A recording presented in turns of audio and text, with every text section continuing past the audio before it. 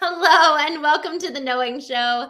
I am your host, Christene Marie. I am so thrilled and excited for tonight's show. Y'all, this is the first time in Knowing history that we have one of our own community members joining us, and I'm so excited, Bradley, to have you with us tonight. Thank you so much. I know that this has been such an interesting setup. We had planned to do kind of a roundtable experience, and it's just you and me tonight. So excited to hang out with you. Absolutely. Let's do it. Let's do it. Y'all, the reason why we are having this conversation is because we were having a branding conversation a couple weeks ago with a friend of mine, Simone, and Bradley was hopping on and he was talking a bit about his story and talking about just some questions he's been musing and mulling over the recent months and even up to the last year around some career shifts and career changes. And so we're going to have a very authentic, genuine conversation tonight, as we always do, but very unplanned. And I want to get very, very honest with Bradley and with you as you all are listening. And Bradley's going to be asking me questions. I'm going to be asking him questions. And I invite you to join us in asking questions, both of Bradley and I, but of yourself too. You know, the goal with every single one of these shows is that it invites us to go inward and ask our own questions of our profession, of our personal life. How do we show up? Where do we need to grow? What do we need to strengthen? What are we called to do? And how do we need to change ourselves? Where do we need to take responsibility to be able to fulfill on our unique call? And so I'm excited, Bradley, to be seated across from you tonight virtually. And Bradley, when I was asking you tonight just what's on your heart and just kind of your start and how you got to this place, you have an interesting story and far beyond even what we discussed on our call this afternoon. So I'd love for you to just give some context. How did you arrive where you are today? Well, let's see. I've been driving a truck now 30 years. Back in 2020 when COVID hit, like I was like real big into like riding four-wheelers and everything, and I had a blister come up on the side of my big toe, and it got infected, and like I guess where I was in like the muddy water and stuff, I got some kind of bacteria in it, and so it was like a real aggressive, and so like, they took my big toe and stuff, and they thought they had got in front of the infection, but it had moved on to the second toe, and then further on to the third toe. Then they took those three nubs off. Then they took half my foot off, and then now I've got a below the knee amputation. And it was a life changer. You know, because it's my right leg, of course, and you know that's when you push the gas pedal and stuff, and Wow. it took me a little while, but I mean, I had to keep moving and just do it because, like I'm a single dad, and like nobody else is like going to do anything for me, so I got to do it myself. Yeah. And Yeah. throughout the whole situation, you know, I've been back and forth battling the devil for years and years and years, and this was like a real eye opening, and you know, it brought me back to the Lord stronger and better than ever. And like I said, it's just through the years, I'm pretty much like truck driving. Like it's a great career and everything, but it's just a lot of time away from home, and just I'm just ready. I'm feel like I'm ready for more of like a outreach to like help new amputees and stuff, because it's a real struggle. Like a lot of people, they just lose all hope and everything. Like their life is done. They'll never be able to do anything. And you know, I'm testimony. Like it's not the end of the world. You know? It's not the end of the world. Uh, You said something earlier today when we were chatting. You said that you will, when you go back to see your doctor, you'll see the folks coming in and out, especially the newer amputees, and Right. just the hopelessness in their eyes. And Bradley, I'm curious, from where you started, from getting to that point of truck driving and then having this massive change. Um, did you feel a sense of purpose in your life in the past at various points, or has it? What was your motivation Um, throughout the years? throughout, like, I started working when I was 13 years old because my Mhm. parents. I got three brothers, and like it just in where we're from, like it's not a real prosperous like area, like, and everybody's pretty much paycheck to paycheck, and I just felt a burden to start working that way. It would like help take off of some of from my parents.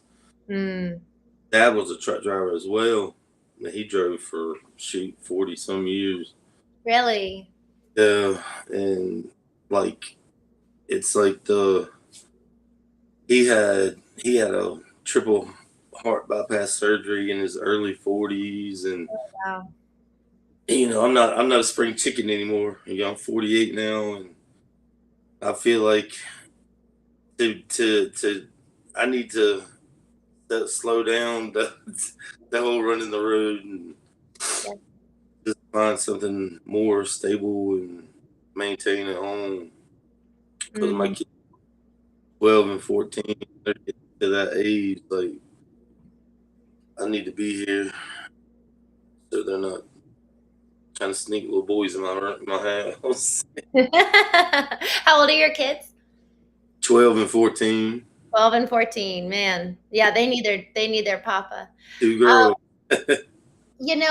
Bradley, as I'm thinking about just your experience and your story, and just the timeline of your life, there's so much in analyzing the timeline of our lives and really just kind of considering, like, when have there been real peaks, and when Right. have I felt like I've really been doing well? Like, when you look back over your life, when would you say you've been your healthiest? And think about it in different categories too, because, and this is a question I'll tend to ask folks when I'm doing a knowing intensive with them, where we're really diving in Mm. deep for 24, 48 hours, but we'll actually map out their life. And then we'll take the categories. We talk on the Knowing Show about spiritual intelligence, intellectual intelligence, emotional intelligence, and so even physical. Like, when have you been most physically healthy? And then we'll Um, go emotionally healthy, etc.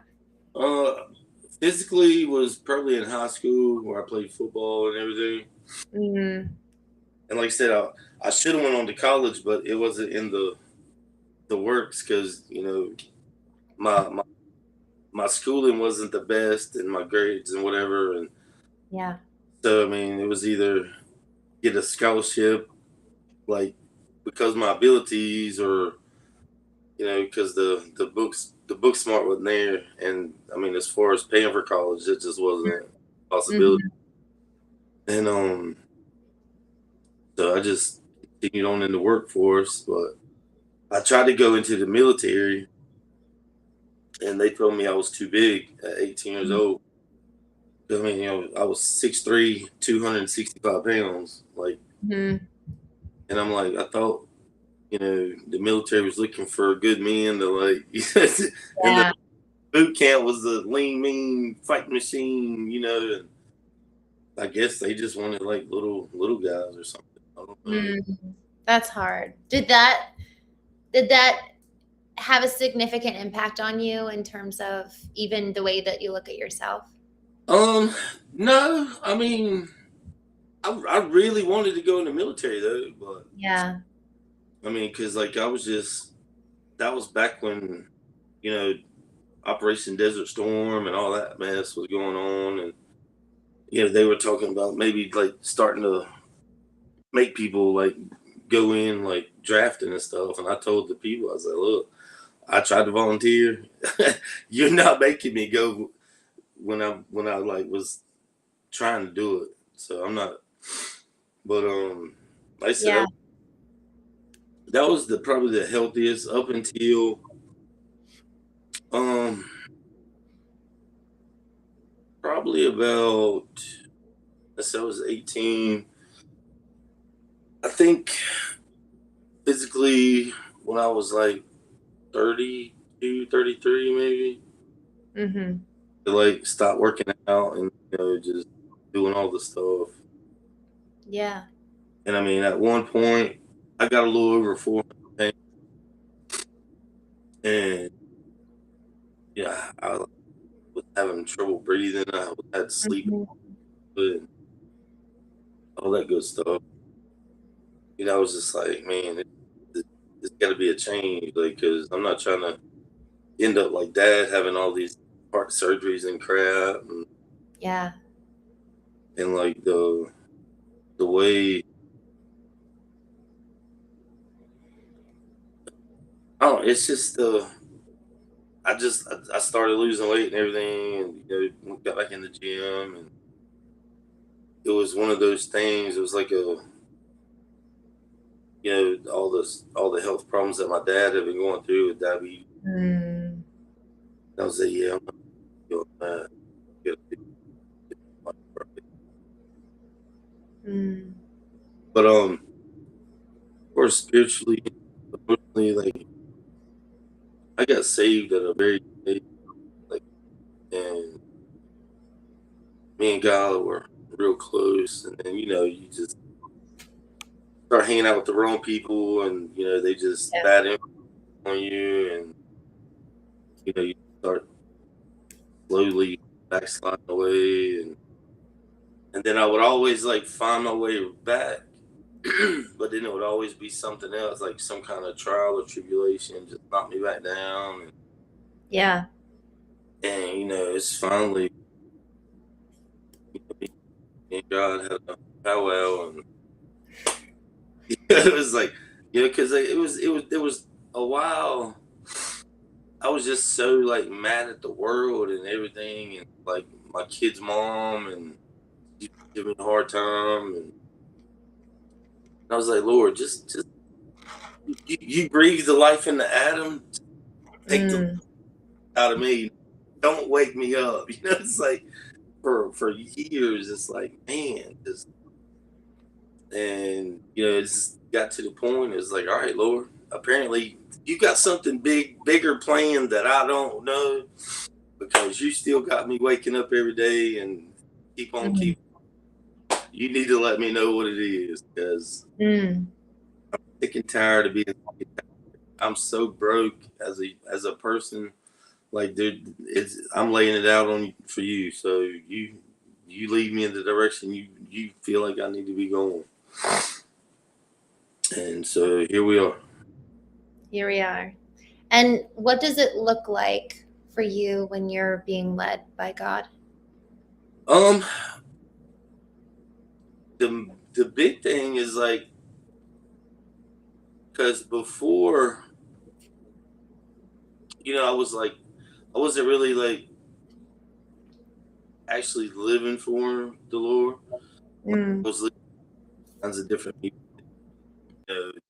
just impure thoughts and all that stuff, and this time it's like, I'm head straight, eyes wide open, nothing but, and it's like before I wouldn't like tell people I was saved and everything, and now it's like, that's one of the first things that comes out of my mouth. Look, I'm God fearing, and this is, if you don't, if you can't handle that, then you don't belong in my life. So. Mm. It's so interesting, Bradley, what you just said in terms of like, you don't belong in my life. Knowing our values to the point that they demarcate and Mm, say effectively, like, this is who and how I'm going to live. This is where, we initially started having this conversation a couple weeks ago, and we were talking about personal branding. We were talking with Simone, and you were putting in the chat.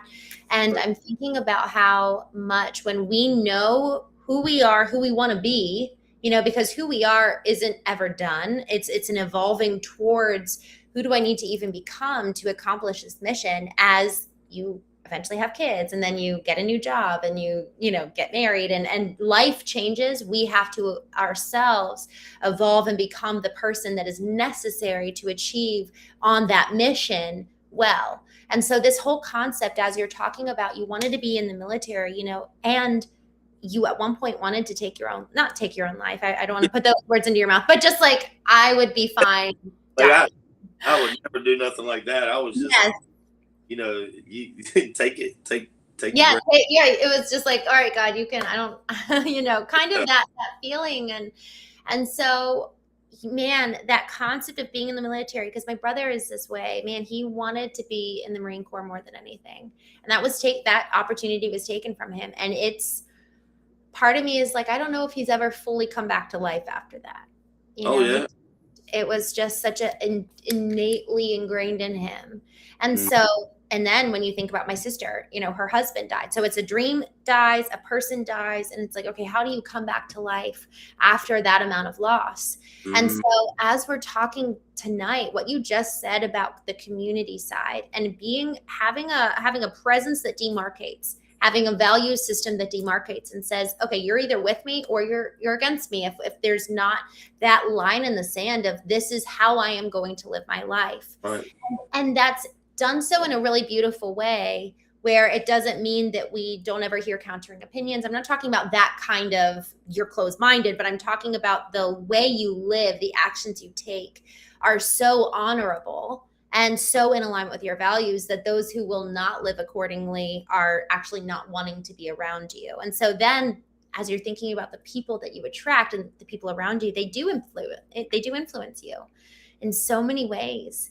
And so one question I have for you, Bradley, like, tell me about your community right now and who you're surrounding yourself with, and what does that look like?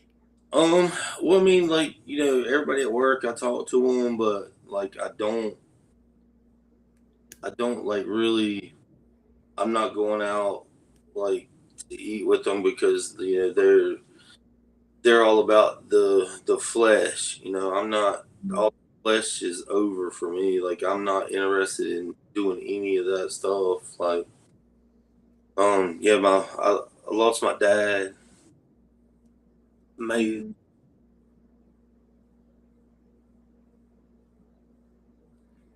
Mhm.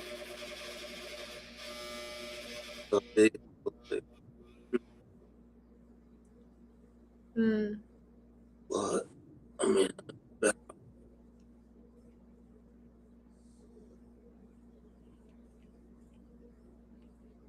but when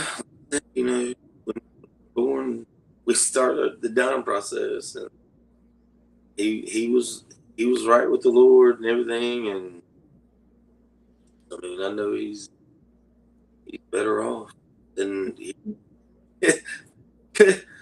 I mean, it's just it's difficult. Like, it's really difficult. But, Yeah.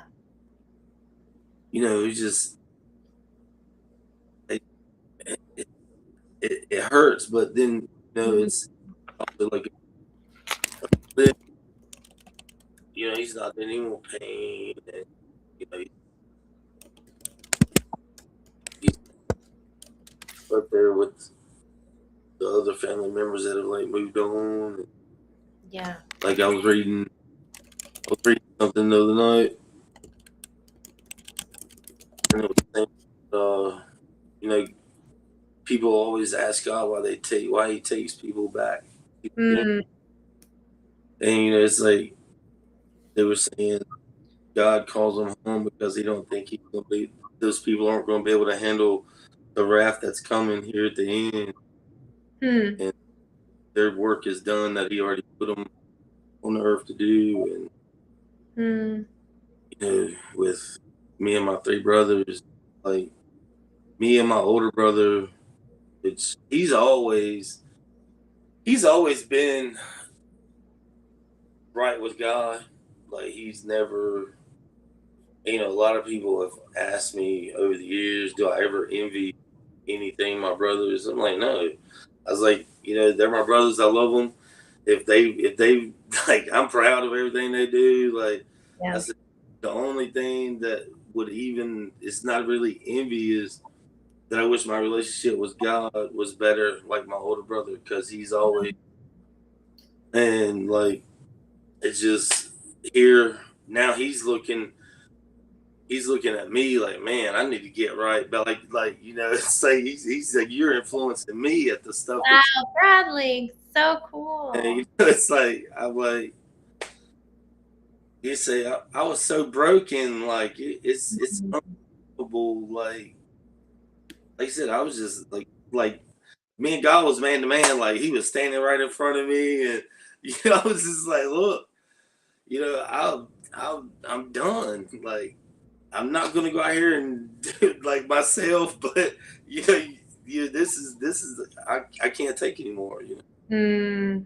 Bradley, what you just said actually is so, I mean, it's so much in alignment with what we talk about on the show of contending with God and taking the brokenness and the pain and the questions and the wondering and everything and just like pouring it out and being like, all right, what's going on? Because it's man, even this week, I was sitting with my grandma yesterday and my granddad, and I've never seen or heard, I get chills thinking about it now. I've never heard my grandfather wail after losing his son this week, and just that level of grief. And so it's, man, to be able to do that, to take it and pour out our soul before the Lord. And it's in that process, there's a vulnerability that we're now allowing God. Somebody posted or shared this a couple months ago when we were talking about this before the Lord. They were like, why do we need to tell God? He already knows.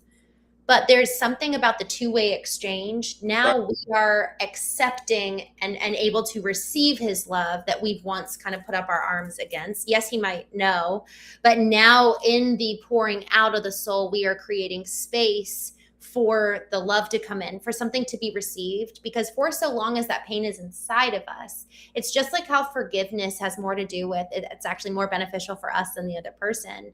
In the letting go, in the pouring out, we're creating space and we're emptying it of the pain and the anger and the hurt, and we're effectively releasing it to then allow for something new to come in. And I love that example that your brother is actually looking to you where you had once looked to him. And isn't that the power of community? It's like you're strong here, I'm strong here, and we kind of like play off each other and grow together.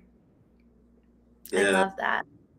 For I was like, all right, Lord, let me be like my brother. But now he's looking at me like, man, because like he's had like strong. He's always been strong in his faith. Yeah. And like since me and God had that powwow, like yeah, like I said, full speed, like nothing else matters. Like I don't have time for nonsense. Like if you're not on board with the way I'm going, get out of the way. Yeah, exactly. And go ahead. No, I mean, yeah, it's like I keep trying to tell people, I'm like, look, you better get right, because he's coming back sooner than you think he is. Like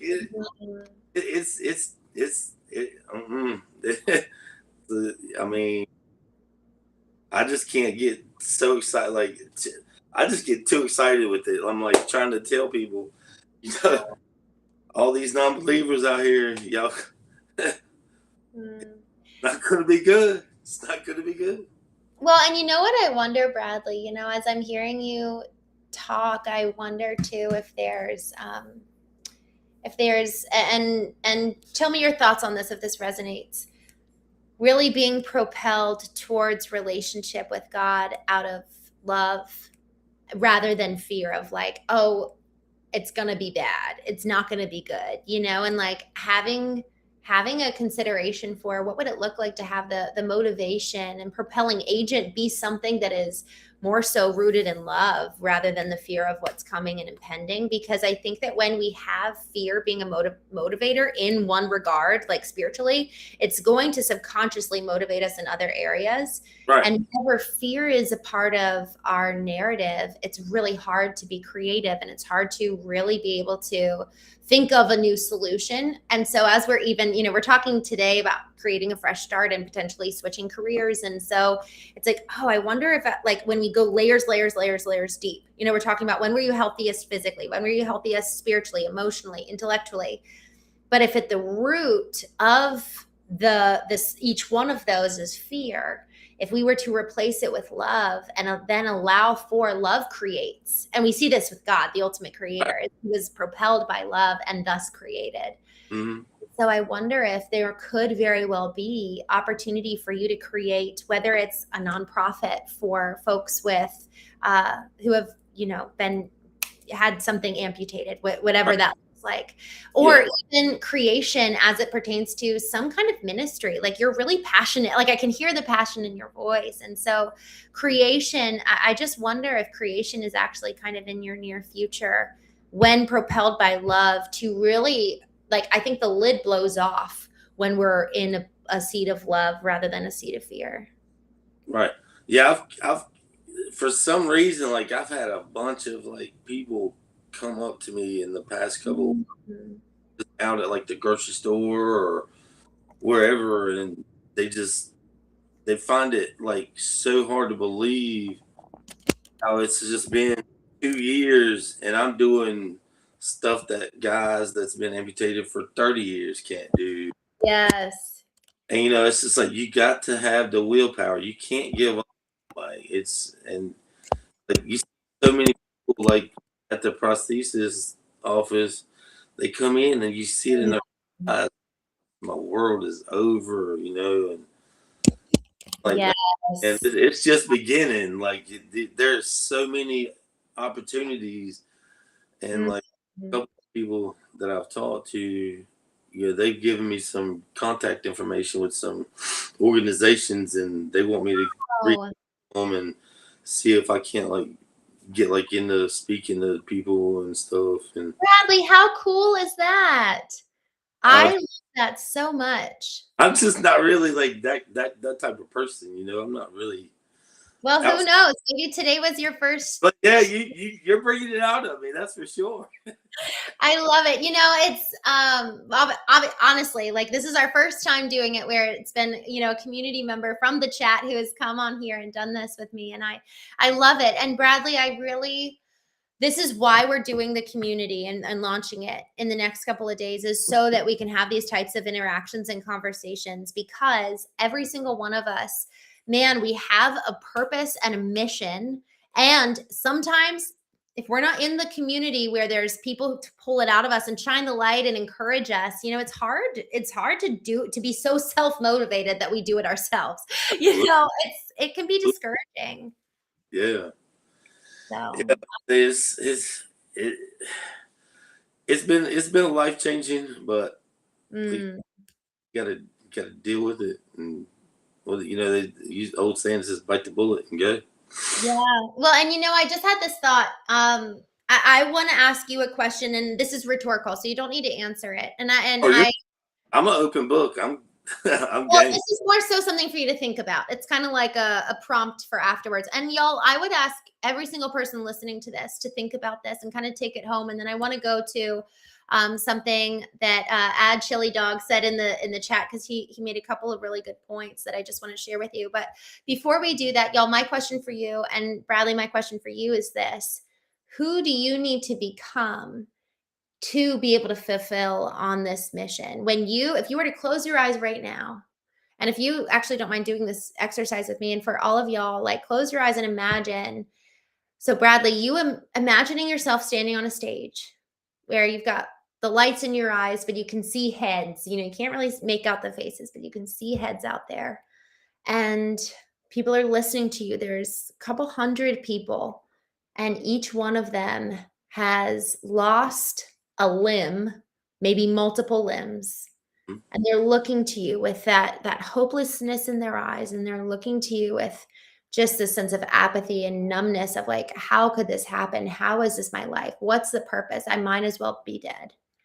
And they're looking to you, and you have a message. Who is up there? I want you to, like, now look down, like, look at your body.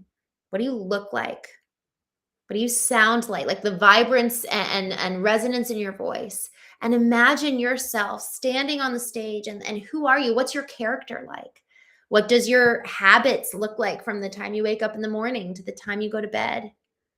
Maybe you're still driving a truck because that's, you're doing this and driving, or maybe you're home with your kids, every night. And so I would love, so if you can, to take that exercise and really go into the weeds of like, what clothes are you wearing? What is your, how much you were talking about weight earlier. What do you weigh? What does your hair look like? And what does your voice sound like? What's your posture? Are your shoulders rolled back? And man, guys, the more we can crystallize and visualize what and how our mission being implemented and execute feels like, looks like, sounds like, then we really have something to really move towards, and something to really, now I know what success looks like. That is success as I am called, not to your point of how many people are watching. The goal is not views. The goals are not, impressions and those vanity metrics. The goal is to walk in the fulfillment of what we're called to do. And so what does that look like, sound like, feel like for you to walk in the fulfillment of your mission? And @ChiliDog says, Bradley, you have a purpose-built life that God created. Your testimony will speak to others and could bring others back to Jesus Christ. I love that. That's what I'm trying. Yeah. Yeah. I love this. I'm going after my one. I love it. Yeah. One thing that @ChiliDog says, I connected with a men's Bible group through my church when we were talking about relationship and community. And even just today, I was sitting across from my dad talking to him. And he was saying that the men's group at his church just has been such an encouragement. And so I don't know, do you have a church that you go to? Yeah. I've got the family church we've been going to for over 30 years. Is that is there a community there that's really life-giving to you? Oh yeah. We're all like real close knit, Love that. like even battles and struggles, like Mm. like sudden. Man, when I walk in that door, it's like the Holy Spirit just jumps all in me and says, "Welcome home, son." It's unbelievable. Mhm. It's like the preacher. He's like, man, he's like, I've been here for I think 36, 37 years, and he's like, I feel like I'm losing people. I said, Elton, you ain't losing nobody in this church, brother. I was like, anybody that comes in here and can walk out and say they didn't learn something or get something from you, they've got a problem internally, Mm. because you spread the word how God Mm. is. No, like I've found any other preacher, and I've been to quite a few churches in the area, and can't none of them preach how he preaches. Bradley, you have such a gift of encouragement and such a gift of seeing people. And so I could really, really, I could just, seeing you, I was seeing you on that stage as I was kind of closing my eyes earlier and doing that exercise along with you. Man, it's like seeing people and calling forth who they are. And I would love, as we're kind of talking about how to create this new life and what are tangible actions that you can take, I would love if you're willing to do this. So I wrote my eulogy when I turned 30, and I Mm-hmm. changed it from Christene was to I am, and made it kind of I am statements. And so I found it again the other day because I read it every day for the first year of my 30s. And that year was so pivotal for me. And so I'm like, okay, I got to do this again, because there's something about the retraining of our minds to align with the truth of who we are and the truth of our potential, because we're Right. working against a lot of old systems.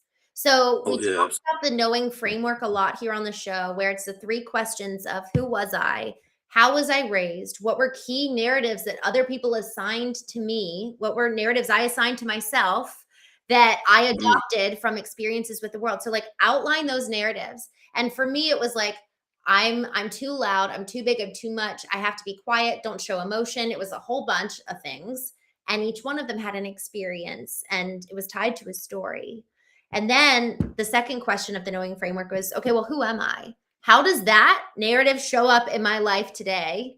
And along with the good things, then there's the good narrative too. So you want both the light and the shadow. And then who do I want to be? So how do I need to work through those narratives and choose something new in its place? And that's where the eulogy comes in. And it's like, man, read out every day. Who are you? What is more true than the past programming? And so I would love if you created, if we were like, okay, a couple of things for anybody listening who's looking to make a career change and even just making a fresh start. So number one, visualize yourself in the environment where you feel called to right now. It doesn't have to be the end all be all, but like visualize yourself in that space. And then second, what are the old narratives versus the new ones? What's the counteracting narrative that competes with the old lie? Because that's a lie. Like you said, you wrestle with the devil. There's so much truth there where that narrative is not from God for you. And so that's number two, is what are the old narratives versus the new ones? And then number three is really, truly, who do I need to become physically? What does my best, most optimum self look like? What are the habits I need to put in place in order to not just believe something new, but become something new?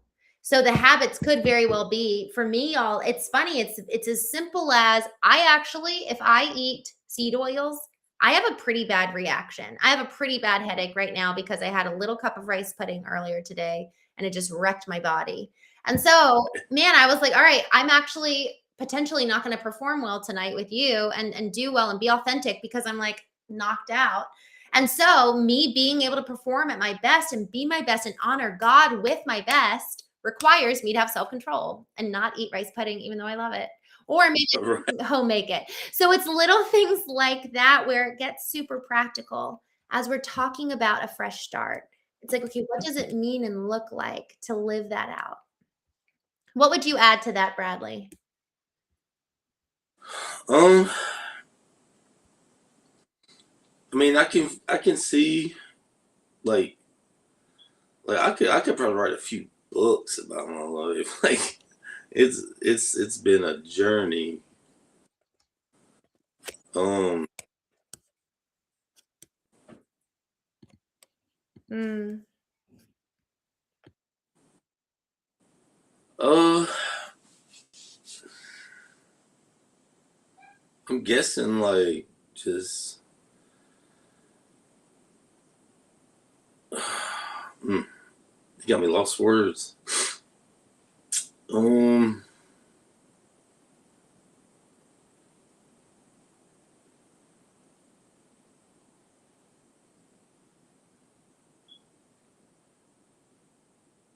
That's it from the very early beginnings and stuff. Like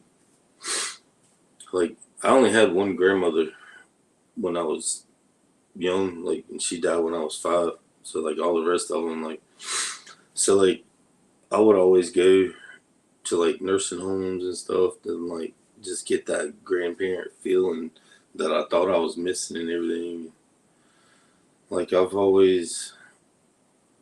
tried to just be the better person in the long run, and just I don't know. It's just always. Um, I see where you're coming from, and like I'm trying to like think and do that at the same time and everything, and but I mean, like one of my biggest things is life is too short. Like you just gotta grab it and growl. Like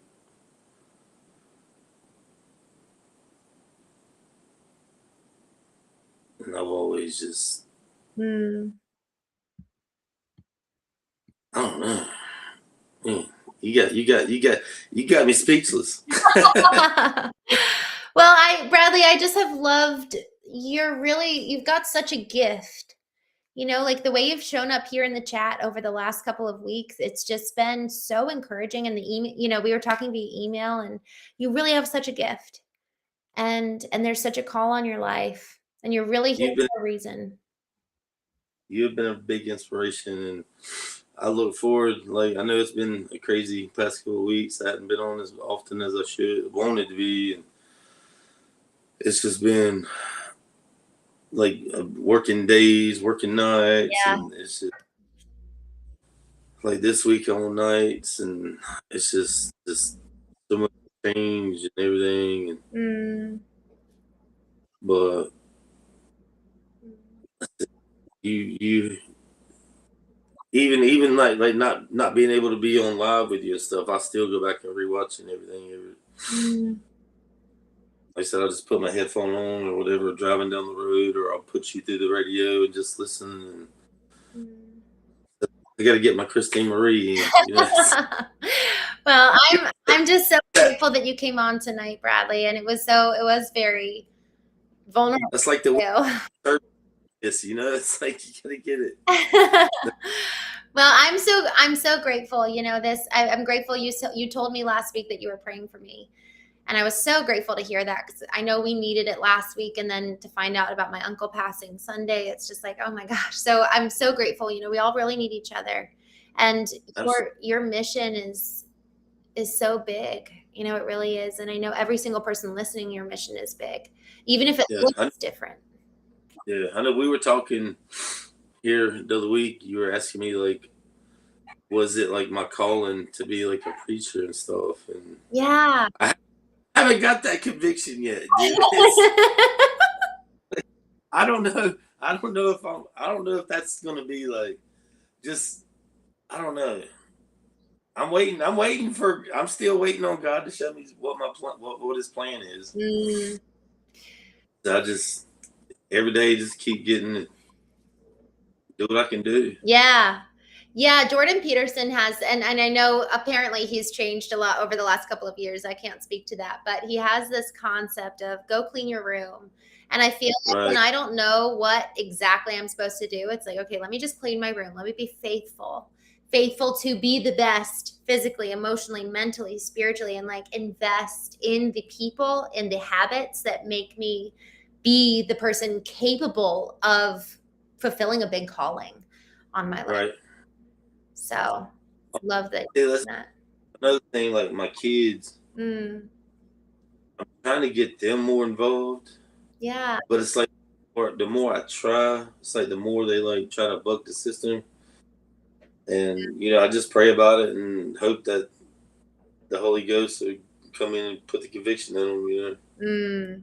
Yeah. I'm doing what I you know, they say you can lead a horse, you can lead a horse to water, but you can't make them drink. So it's so true. It's so true. And, you know, they're watching you. You know, that's something that's really, really exciting and powerful to realize, is that our kids are watching us. Really, man, are they eating up every word we say and every habit that we live out. So, absolutely. You know, Bradley, one thing that was curious to me, you know, if you're open to some kind of actions that you could explore, so to the point about speaking, you know, you were talking about having a message and having a community and or a place to share to people who have, you know, amputees. And man, that's such a specific audience and such a specific group of people who are so desperately needing you. And so whereas you're like, I'm wondering, you know, I've been praying for the calling. I do wonder if maybe it's just, where is your heart being navigated towards, and people that you really feel compelled towards. And it could be, I just started going live on here because that's how I felt led. And and it's turning into something meaningful. And I'm so grateful for that. But it started out very small and very not sexy and very not, you know, nobody was like, oh, wow, Christene, how cool. No one said that to me. Actually, I was told to stop, you know, so I wonder if there's. You gotta keep them trolls out of your mind. So I just, there's something called, I'll send this to you via email, but it's basically like a dating site for podcast guests and podcast hosts. And so the Uh-huh. podcast host says, hey, I'm looking for somebody who can speak about courage, and I'm looking for a war vet. Somebody says, I'm looking for somebody who can speak about emotional intelligence. I'm looking for somebody to speak about AI. And then the guest comes in and says, I can speak about that. And somebody says, okay, great. And it's kind of, oh, it's called Matchmaker.fm. That's the name of it. So if you're up for it, I would be super curious if you were to make an account and just say, hey, I'm a I provide hope to amputees. And, these are the things I talk about. And you can practice, you can practice by just talking to ChatGPT or Claude or an AI tool to help create your message. And just start small and really low stakes environments. So I don't know if that resonates at all, but Matchmaker FM, or even, your current office where you go, where you see these people, could there be a support group that you could start, or having something like that where you offer them in concert with the office itself and the doctors there? Right, because like when it first happened, it was like they were like, well, do you need to go see like a psychiatrist or something like that? I'm like, why would I need to see a psychiatrist? Like the more as it like progressed and stuff, like the more people I see, and I can see why and how they were kind of suggesting that, and I mean, to me, the psychiatrist is like not the best place for somebody in that state of mind to be going to, because all they're going to do is try to pump them full of some kind of pills or something, and you don't need that, especially at that mind stage, because you're going to end up doing something to hurt yourself, and it's not good. It's so true. I mean, really, it's preventative, and it's also an answer to a real problem that you've struggled with. One of the best things that we can do is to solve our own problem and then turn that into an opportunity to serve. Right. Absolutely. Yeah. Bradley, thank you so much for sharing tonight. Is there anything else that you'd want to share or ask or talk about before we jump? I like to say, I admire you for everything that you do. You're inspiration to a lot of people on here. Thank you. Keep doing what you do, and I'll anytime you want to have me, I'll jump in here and we'll do it. We'll do it again. Bradley, thank you. I feel so honored that you came tonight. And, this is like the first of hopefully many for you of these talks. And I'm excited to see where you go. Hey, we'll have you back on, and you'll do your talk for amputees here. if it break through, I got nobody but you to. I love it. Well, y'all, thank you so much for joining us tonight on The Knowing Show. Bradley, thank you again for your time, my friend. I'm grateful for you. Y'all, we will be going live again tomorrow morning, 9 a.m. Eastern, and we'll be going through a daily lesson in A Course of Miracles. And with that, have a wonderful evening. Chili Dog, thank you so much for just being a wonderful guest. Thank you guys for being, those of you who have been encouraging in the chat. Grateful for each of you, and we will see you tomorrow. With that, have a good night. Bye.